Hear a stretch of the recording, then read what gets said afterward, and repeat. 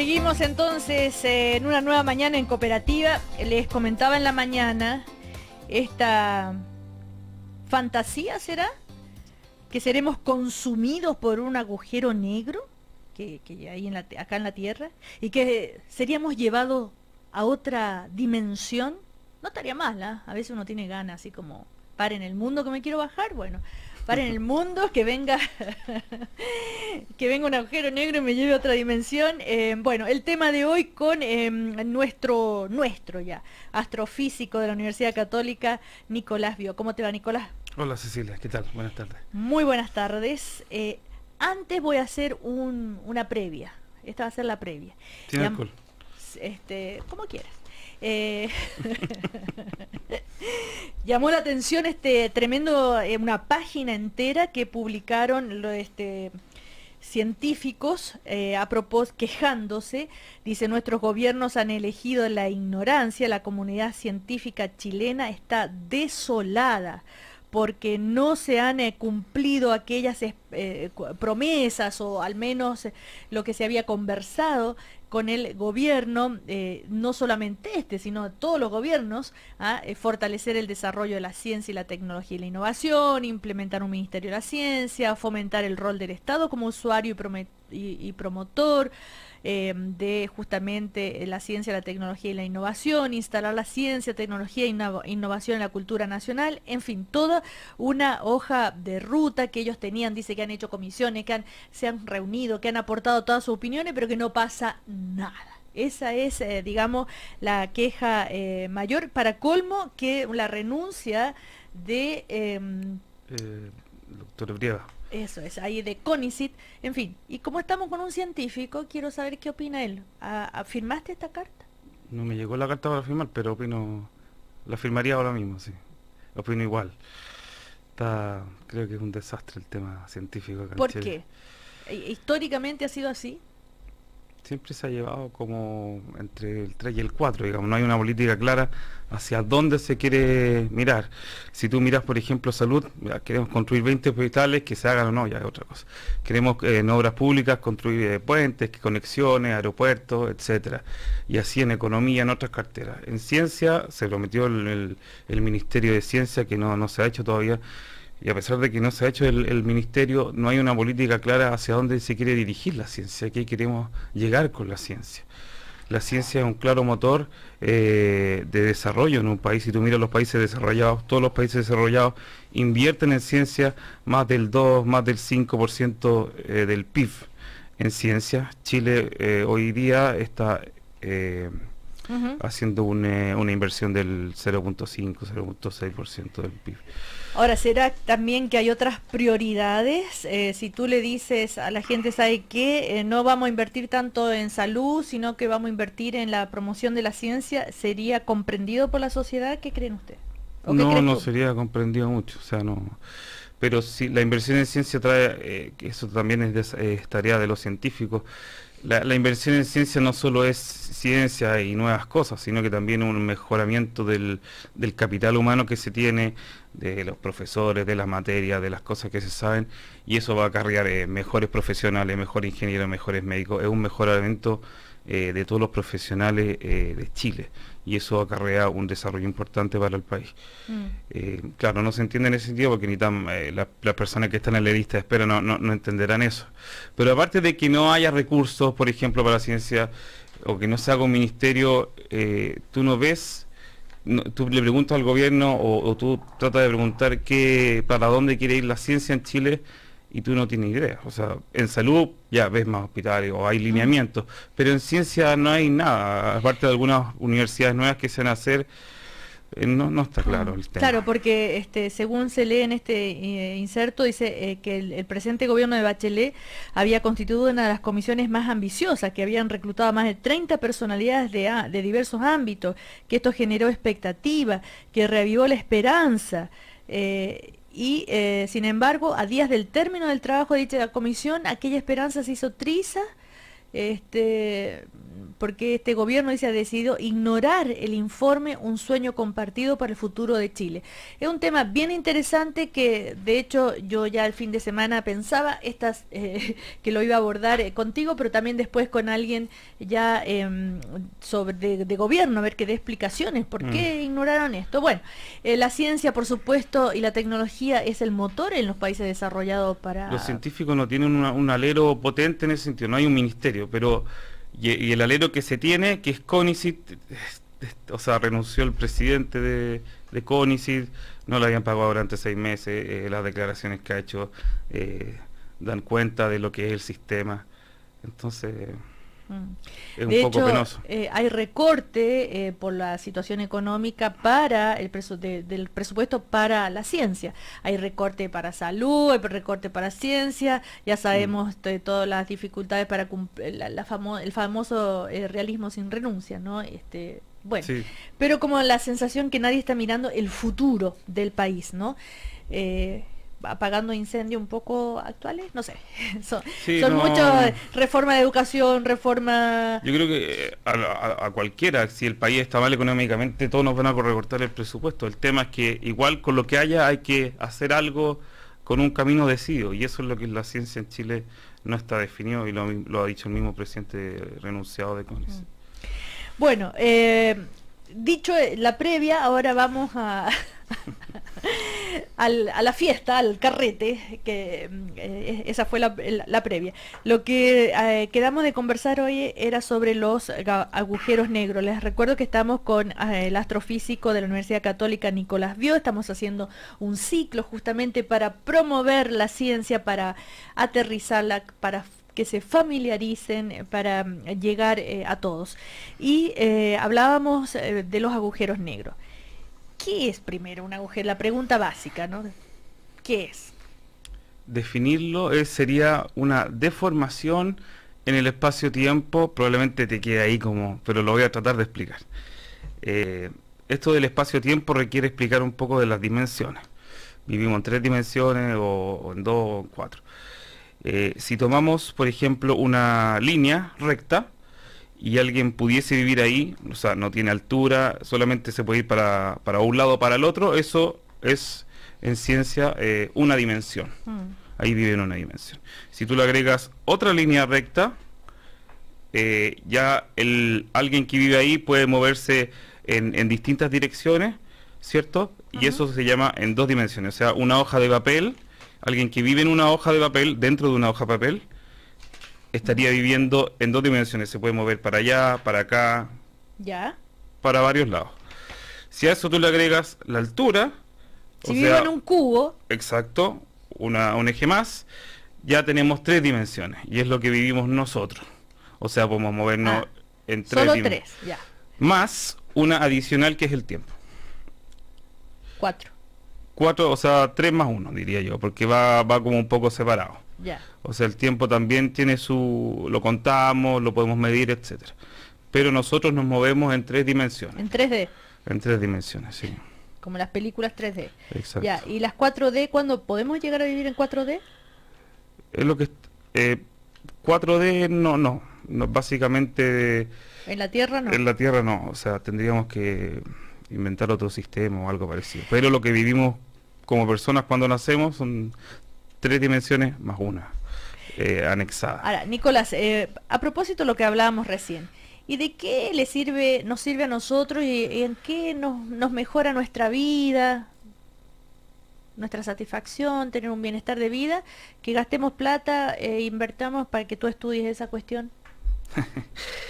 Sí, es una pregunta recurrente que se le hace a la ciencia, no solamente a nosotros, sino que hay grandes experimentos que le piden a los gobiernos plata para poder hacer sus experimentos.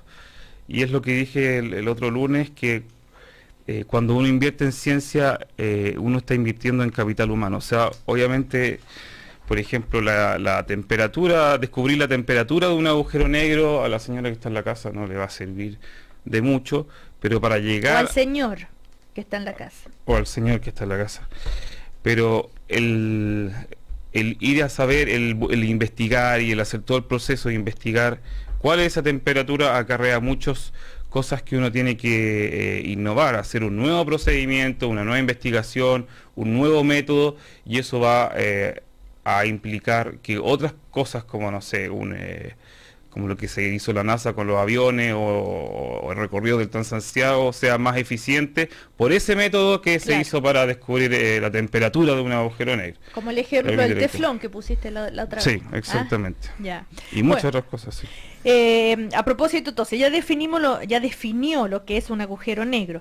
Ahora, no lo definió. O sea, sí, lo definí, pero bueno, entonces te hablaba del... estábamos definiendo. Ya vivimos en tres dimensiones.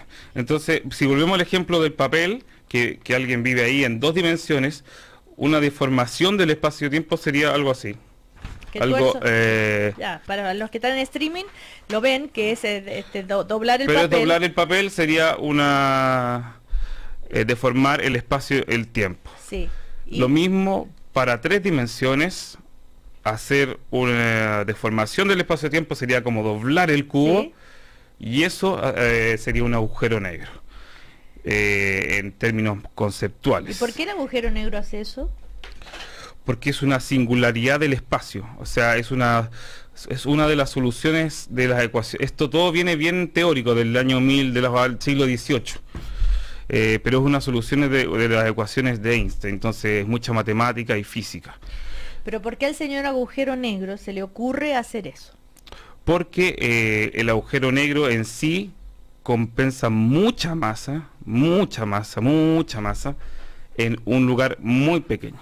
Hay distintas definiciones distintas clasificaciones de agujero negro: supermasivo, masivo o pequeño. Por ejemplo, los pequeños es poner la masa de la Luna completa en 1 milímetro.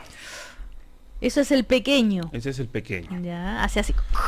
Exacto. Esa cantidad de masa es capaz de reducirla a 1 milímetro. O sea, ese milímetro... No se reduce la masa, sino que toda la masa la concentras en 1 milímetro en el espacio. Eso hace que el espacio-tiempo lo tengas que deformar para que se pueda lograr eso, y eso hace un agujero negro que se come todo lo que está en su alrededor. Ese milímetro se come todo. ¿Por qué se lo come? Porque está con toda la materia que trae la atracción gravitacional, se lo atrae todo. O sea, 1 milímetro tiene la misma fuerza gravitacional concentrado ahí que sin concentrar. Sí. Pero la Luna no tiene no tiene fuerza, no tiene fuerza gravitacional. No, sí tiene, sobre las mareas, por ejemplo. Ah, lo dijiste otro día. Pero ¿y por qué como flotamos allá, como cuando llegaron a la Luna andaban volando ahí los astronautas? Pero ahí no flotan. O sea, están caminando más lento, ya la gravedad es 1/3. Ya. O sea, acá te voy a decir un número, la constante gravitacional es 9.8, allá es 3. Lo que te atrae es un número que se define para ver cuánto te atrae a la superficie, o de la Tierra o de la Luna, y allá es 1/3, entonces eres más liviano, entonces eres capaz de dar un salto más largo, etcétera. Flotar un poquito. Claro. Ahora, no es que no haya gravedad, sí, hay menos. Ya. Nicolás Bio, astrofísico de la Universidad Católica, conversando con nosotros de los agujeros negros. ¿Qué tendría que modificar, cómo se llama? Un agujero negro, ¿qué planeta o qué cantidad de masa como para que nos lleve a nosotros a otra dimensión, como para que se coma a la Tierra? Para que se coma la Tierra.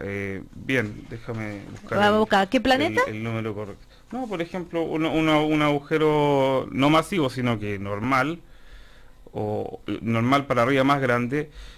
Por ejemplo, lo puede hacer una masa del Sol, cuando estas estrellas explotan. El Sol se califica como estrella baja masa, pero 3 o 4 veces la masa del Sol.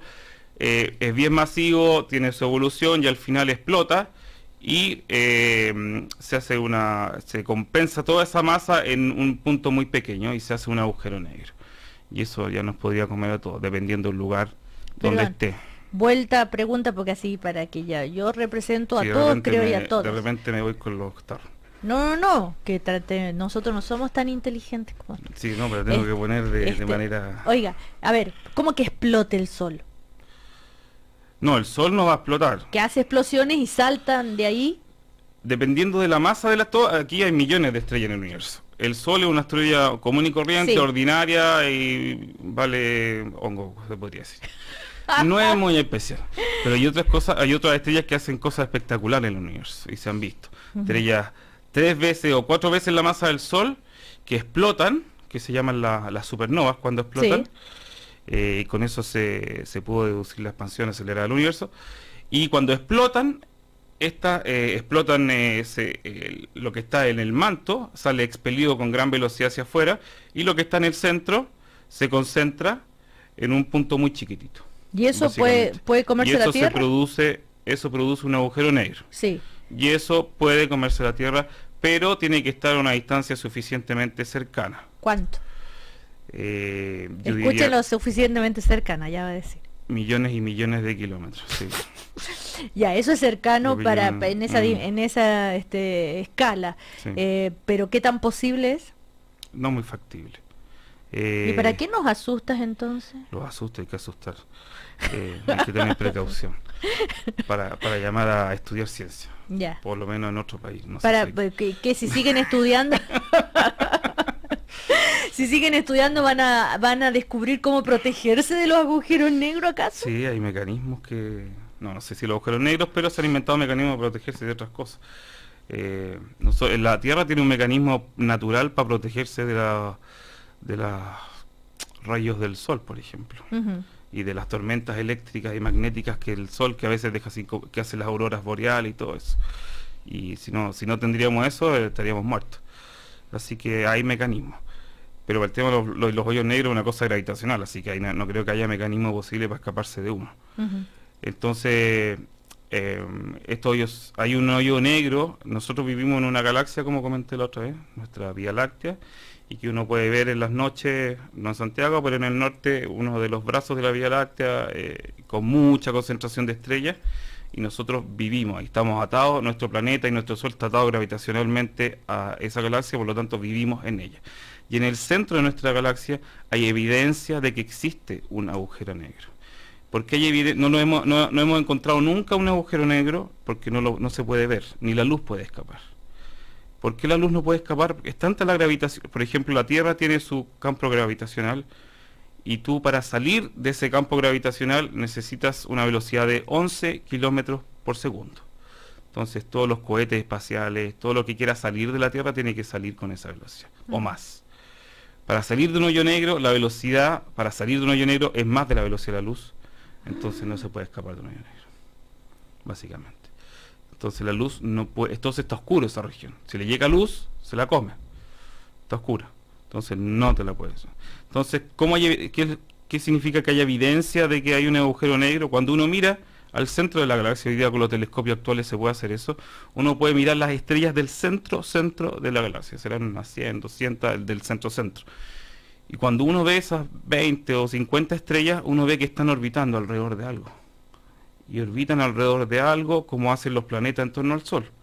Pero cuando uno va a mirar en torno a qué están girando, uno no ve nada. Ujú. Entonces uno supone que hay algo muy masivo, incluso uno puede calcular esa masa que es un 10 con 35 o 40 ceros de masa, y esa masa hace que no haya luz, por supuesto, porque se trae toda la luz y uno no vea nada. Eso es una evidencia, ¿no?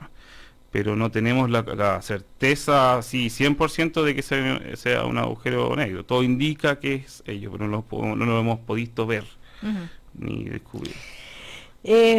Nicolás Biu, astrofísico, conversando con nosotros, nuestro panelista. ¿Qué tiene que...? A ver, yo recuerdo cuando a propósito de investigación y de inversiones en ciencia y todo lo demás, la gran noticia en un momento fue esto del acelerador de partículas, el gran colisionador de hadrones, ¿no? Sí. Se tejieron varias teorías, unas así como medios catastróficas, que podría provocar hasta una explosión tipo bomba nuclear, Ujú. ¿no? Sí, sí. En fin, bueno, ¿algo tiene que ver eso con los agujeros negros? Sí. ¿Qué? Que se pueden producir ahí, pero déjame explicar a las personas qué es el colisionador de hadrones. Es un anillo de 20 kilómetros que está entre Suiza y Francia, y lo único que hace, suena como fácil, pero lo único que hace es colisionar un protón con otro protón a gran energía. ¿Y por qué hace eso los físicos? Imaginemos un auto, dos autos, los dos están negros, con vidrios polarizados, y supongamos que no sabemos lo que hay dentro del auto. Entonces, ¿cómo podríamos saber qué es lo que hay dentro de ese auto? ¿Cómo podríamos saber que hay un menú sin saberlo? Sí. ¿Cómo podríamos saberlo? ¿Ya? La única forma es Romper el vidrio. romperlo el vidrio, y si queremos ver la caja de cambio, ¿cómo lo hacemos? Romper la tapa del motor. Y si queremos ver más adentro todavía, colisionar a gran velocidad los dos autos, y ahí va a quedar despedazado los dos, y voy a poder ver, mientras más fuerte colisionen, más elementos voy a poder ver adentro. Lo mismo se hace, pero con estas partículas diminutas que son los protones, y cuando tú las haces chocar, ves lo que hay adentro. No solamente ves lo que hay adentro, sino que ves las interacciones que hay adentro. Quién es más simpático que este no es muy simpático, este se va. De hecho, claro, hay unas partículas que se llaman neutrinos que no interactúan con nadie. Que no sirven para nada. No, sirve mucho, gracias a eso fue el premio Nobel. Ya.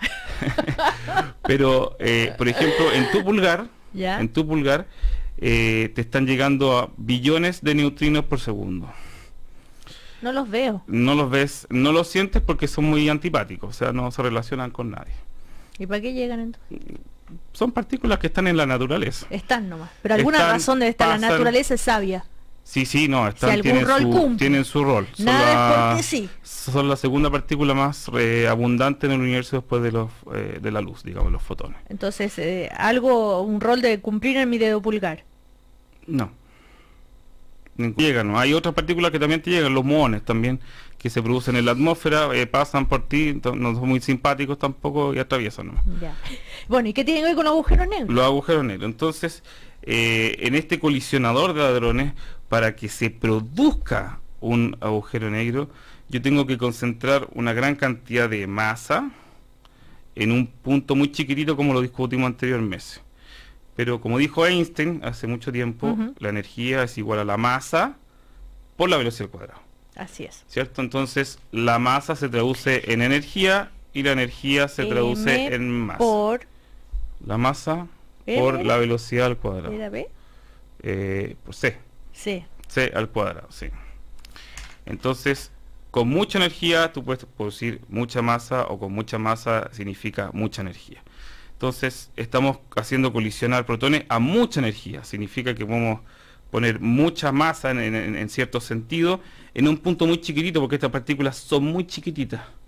Entonces, en ese sentido, tú puedes provocar o formar un agujero negro ahí.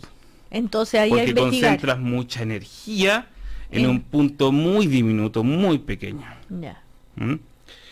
Pero se han hecho los cálculos y las pruebas de todo esto y qué tipo de agujero negro serían, y serían de los más pequeños. O sea, de esto de concentrar la luna en milímetros, digamos. Que no... ¿Y qué pasa con eso? Se traga algo, digamos, se traga, no sé, a Suiza o a alguien.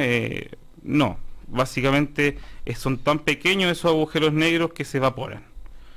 O sea, duran, cuando se crea, si es que se crea un agujero negro de ese tipo, un agujero negro de ese tipo, ¿ya? Se evapora en 10 a la menos 28 segundos. Es decir, 0.0000028 ceros. ¡Qué rápido! Así, se evapora. Y eso, aquí entra Hawking, el científico, ¿ya? el físico, porque él calculó que mientras más chico el agujero negro, cuando se evapora iba a emitir radiación, fotones, qué sé yo, etcétera, de manera más cuantiosa. Entonces eso se llama la radiación de Hawking, que es una de las contribuciones que él ha hecho. Es decir, cuando se evapora un agujero negro, emite radiación, fotones, etcétera, y eso se llama la radiación de Hawking. Ahora, como esto es chico, debería producir una gran cantidad de energía de radiación de Hawking que se debería detectar, y no se ha detectado. Por lo tanto, no se ha detectado que se haya creado un agujero negro en este acelerador de partículas. Ya. Lo mismo se produce en la atmósfera. Hay rayos cósmicos que son protones que llegan a mucha energía y que le pegan a los átomos de la atmósfera y se produce el mismo proceso y a más altas energías de las que hablamos antes, y tampoco se ha visto que haya un agujero negro. Y si es que si llega a producir, se va a desaparecer en día a la menos 26 segundos. Bueno, pero el asunto es que los agujeros negros existen, que puede generar que es posible que en algún momento, no se sabe cómo, cuándo ni por qué, podría entonces tragarse a la Tierra, y de ser así, seremos consumidos, o sea, llevados a otra dimensión. ¿Quién van a ser llevados si se traga la Tierra? Chao, nosotros no existimos más. Sí, un par de precisiones. De que existen de manera más teórica. Hemos visto hay evidencia de que existen, pero evidencia de que existen no significa que existan. O sea, porque todo empieza... ¿Qué pasa con algo muy masivo en un punto muy chiquitito? Eso viene una larga discusión hacia atrás. Y no se ha podido ver.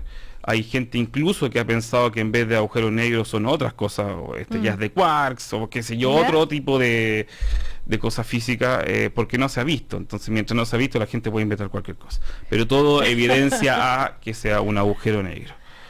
Entonces, a tu pregunta de también, si nos va a atracar un agujero negro, no tenemos ninguno cercano, porque estamos muy lejanos del centro de la galaxia, así que no hay inconveniente con eso.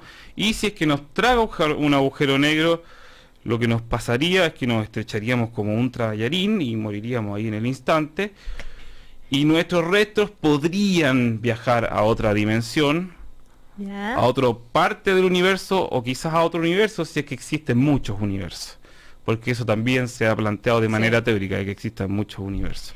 Pero antes de que nos traga un agujero negro, la temperatura alrededor del agujero negro es muy grande, así que chao, nos moriríamos calcinados en el agujero negro.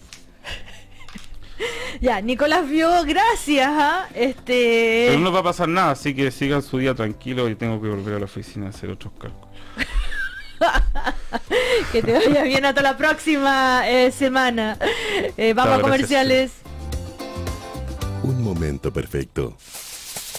Esto no es ajo, es coco rallado. Cuando descubriste el pollo al coco. ¿Te gustó, mi amor?